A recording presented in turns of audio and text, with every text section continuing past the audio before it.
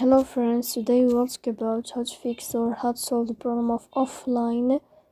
On the application of Chase app, you will go to settings. In this page, you will go to apps, default apps, app settings. On above, you will search about Chase mobile.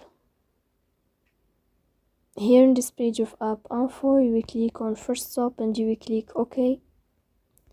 Then you will enter to the window of storage. Here you will click on clear cache. But pay attention, don't click clear data because that can delete your account. Here you can turn on your airplane mode and you can wait a moment to turn off your airplane mode again to fix that problem.